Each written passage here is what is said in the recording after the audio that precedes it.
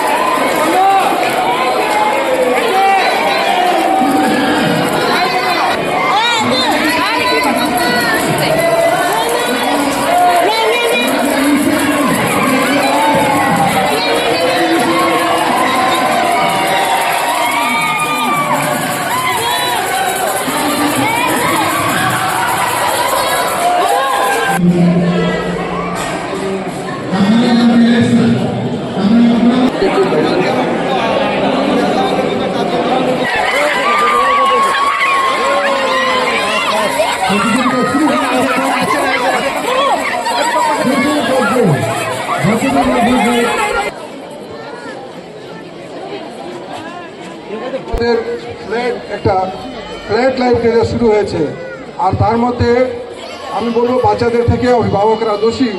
নিজের টাইম বাঁচানোর জন্য বাচ্চাদের হাতে মোবাইলটা তুলে দেন। ছোট বাচ্চা মোবাইল নিয়ে খুশি, কিন্তু এটা খুব খারাপ। এই অভ্যাসটা যখন বাচ্চা ক্লাস 8-9-এ আসছে, আমরা তো স্কুল চালাচ্ছি, বহু গার্জিয়ানদের এটা কমপ্লেন, বোর্ডে পরীক্ষায় এসেছে মোবাইল ছাড়ছে না, 2 ঘন্টা 3 ঘন্টা মোবাইল ছাড়বে কি করে?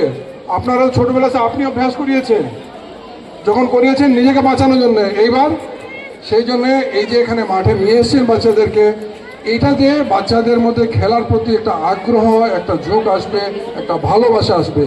খেলা দরকার শরীর স্বাস্থ্য ভালো রাখার জন্য।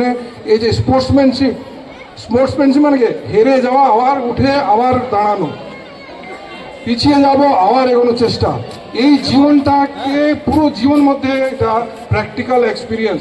পুরো জীবনটা আমাদের এরকম চলে।